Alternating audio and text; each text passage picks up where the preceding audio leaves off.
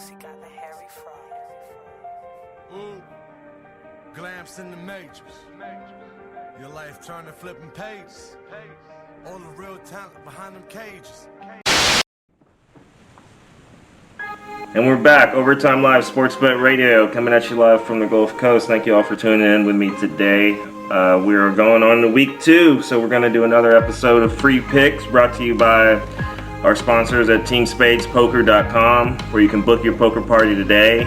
Coronatizer LLC, a high-end sanitizer solution, fighting coronavirus one step at a time. You know, keep your hands clean.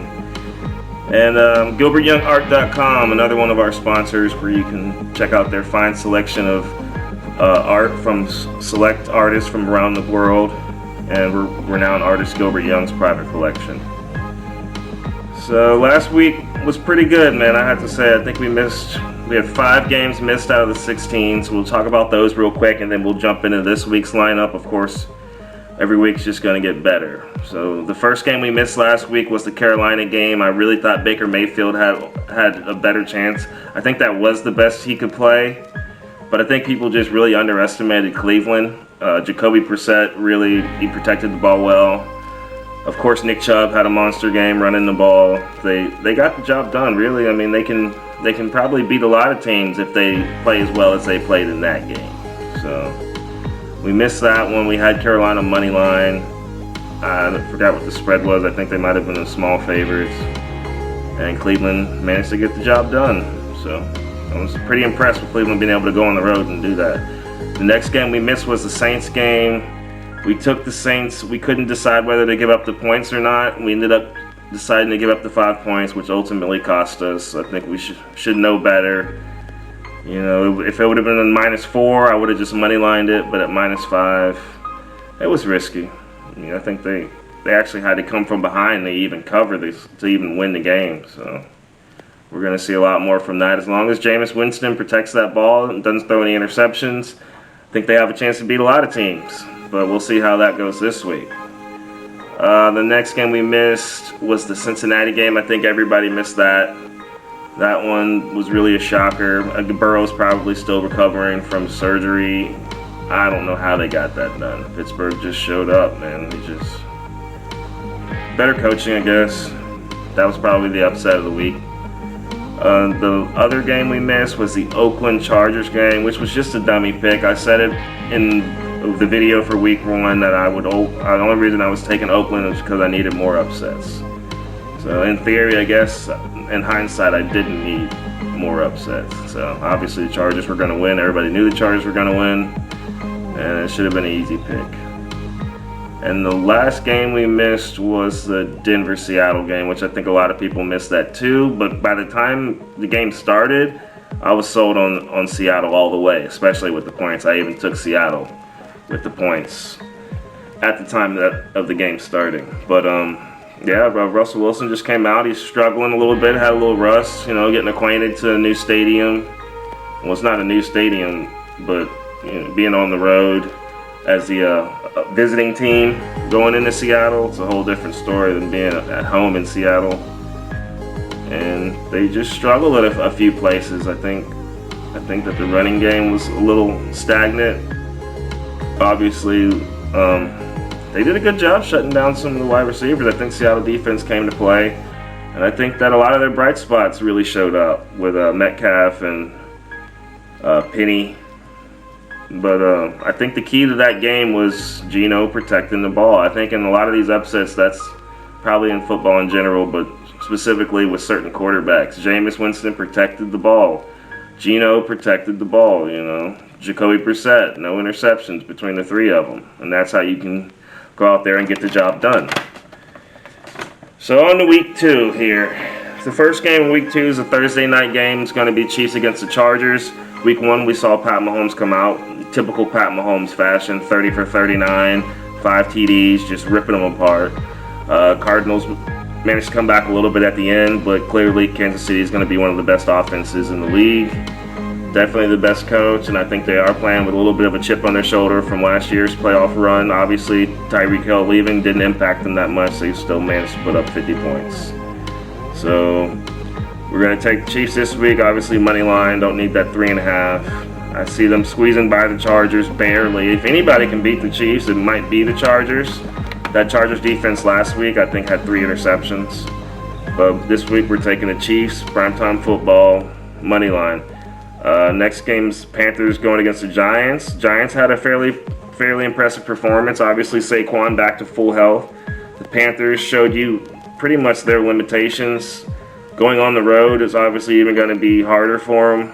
I don't know how they could possibly get this done. I have a feeling that they could. I think that they didn't pay up to their full potential last week. I think McCaffrey and DJ Moore and those guys could have had a better performance. Mayfield played fairly good, no interceptions. He did have the rushing touchdown. I think the Panthers at their best are better than the Giants, so this is going to be my first upset of the week. We're going to take the Panthers plus the 2.5. The next game is going to be the Colts against Jacksonville. Clearly Jacksonville is one of the worst teams in the league as usual. They're at home for this game, but at the same time we saw a very talented Colts team last week with Jonathan Taylor doing his thing, putting up big numbers. Matt Ryan threw 50 passes. I had 350 passing yards, but this week is going to be a different story. I think that the Colts come out here and have fun with these Jacksonville Jaguars and really beat the bricks off of them. So I'm going to take the Colts minus a 4.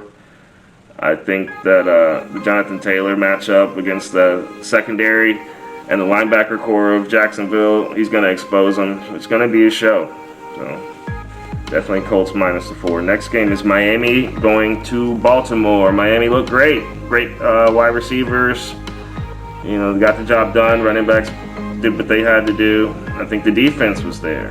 So this week on the road, they're going to be getting 3.5 points at Baltimore. People really like Baltimore. This spread is about right.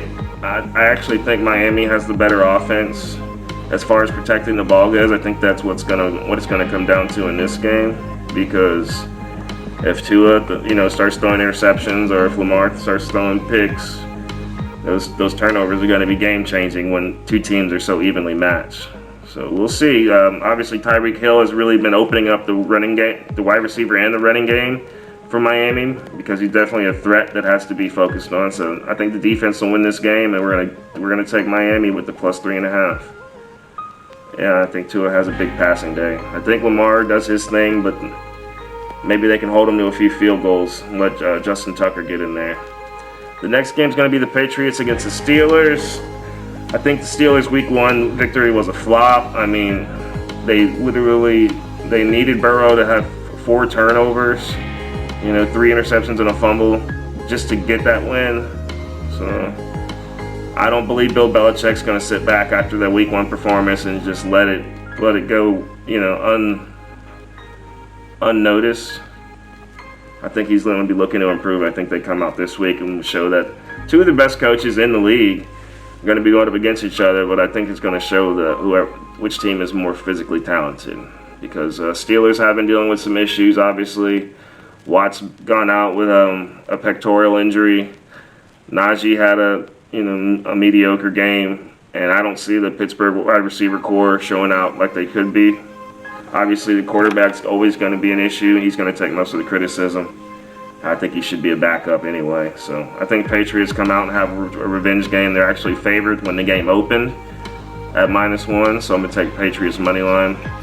Next game is the Jets against the Browns. The Jets have a lot of talent hidden in that mess of a team. And obviously, it starts with the quarterback position, and they're struggling as usual. I think they can keep this game close. The 6.5 against the Browns is enough.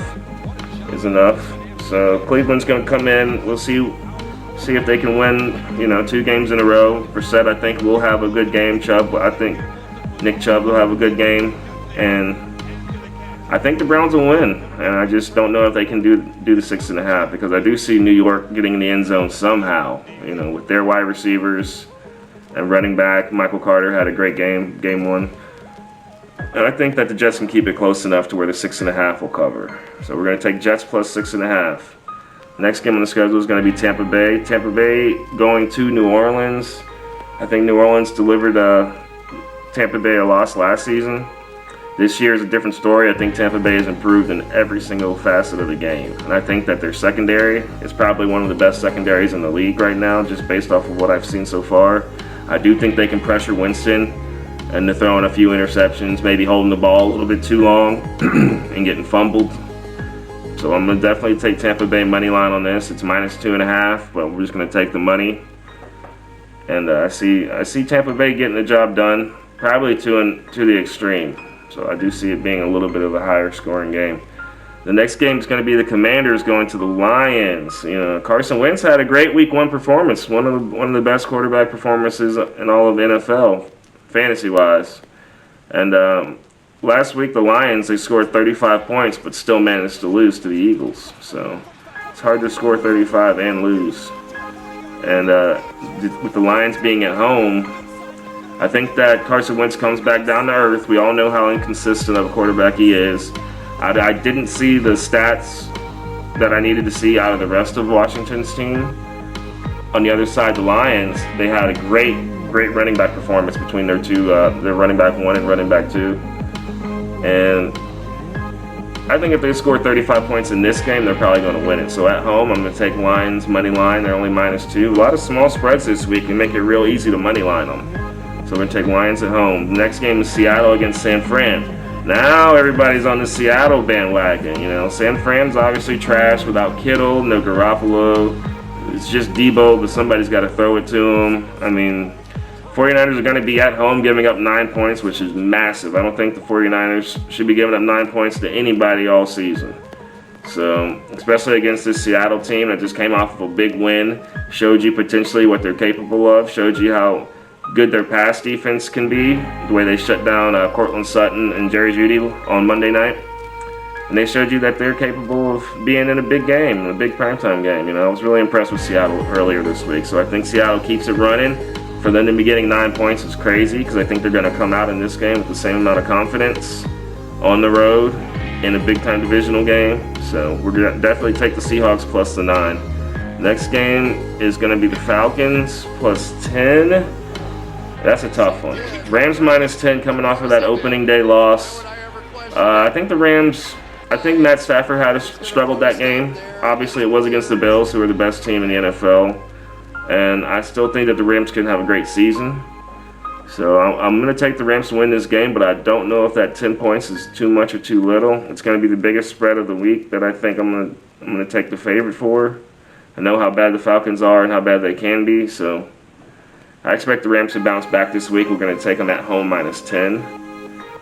Next game is going to be the Arizona Cardinals against the Las Vegas Raiders. We saw the Raiders last week. They threw the ball as much as possible and threw 3 interceptions in the process.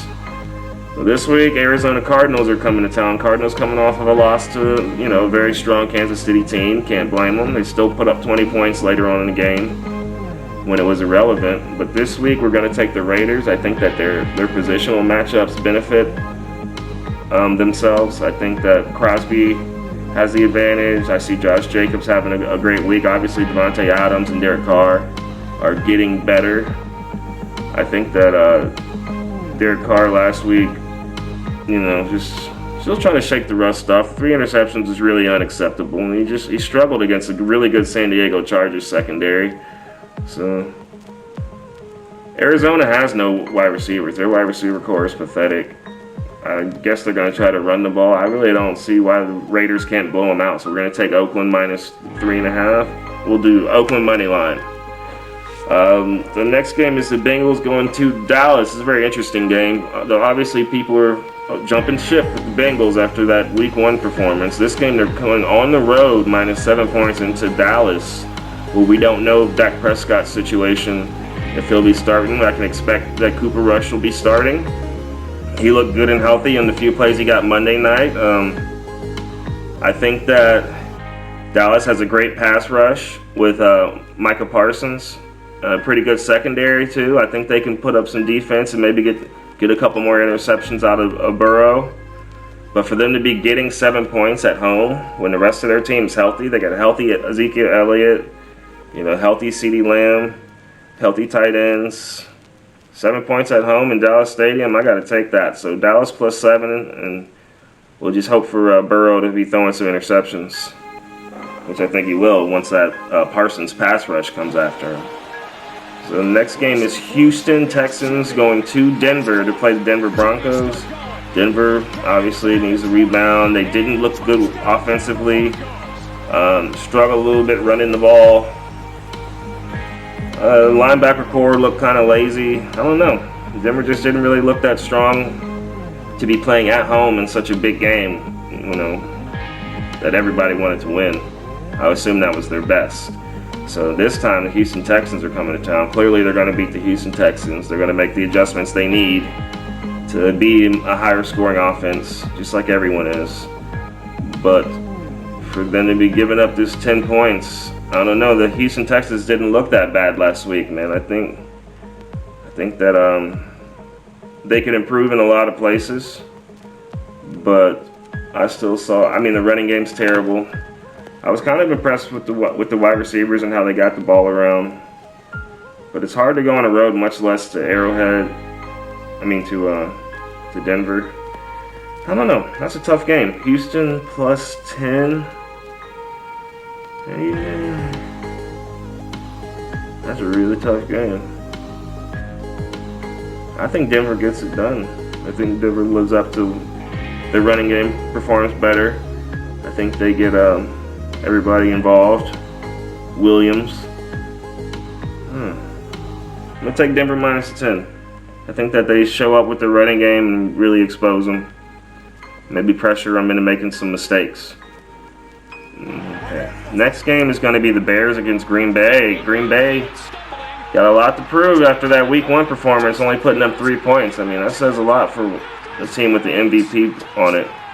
And going to a Chicago team who has nothing to lose, everything to gain. I think that the 10 points in Chicago's defense is going to show up. And I think that Chicago can possibly keep this game close enough to where that 10 points will give them the win. So we're going to take the Bears plus 10. Hopefully Aaron Rodgers struggles with his wide receiver cores continue. They can just limit Aaron Jones in the running game. They can easily keep that game close or win it. Okay. The Monday night games, we got a doubleheader Monday night. So the Buffalo's coming in there. And we're going to be taking Buffalo minus 10. They are going to be playing Tennessee. They are the best team in the league, and I expect them to continue to prove that. So, Josh Allen, MVP caliber player already.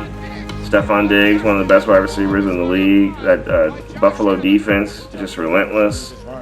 And I definitely see Buffalo covering the 10 points. After what they did to the Rams in the Thursday night game, I don't, especially them being the returning champions, the reigning champions, I don't see anybody scaring them. Maybe the Kansas City Chiefs match up, but other than that, I expect the Bills to show up and put up numbers every night. And in a game like this, I wouldn't be surprised if they put up 40 or 50 points, especially at home. So the next game on the schedule on the doubleheader is going to be Vikings going to Philly. And Vikings are actually going to be underdogs in this one. So I'm going to take that. It's going to be a great underdog pick. It's only +2 right now. Vikings are a very well-balanced team. And they only allowed 7 points against Green Bay, man. And that's hard to do. So that's hard to do. So anyway, thank you guys for tuning in. Make sure you like and subscribe. Join the Overtime Live Sports Bet Radio group on Facebook. Make sure you join the Overtime Live page on Facebook. And stay tuned for next week. We're going to compare. We'll try to do better than 5 misses. Last week we had 5 misses. It's still a good percentage. Way above 50%. But this week we'll try to do better than that. That Chargers game got me. I don't know what I was thinking. All right, y'all.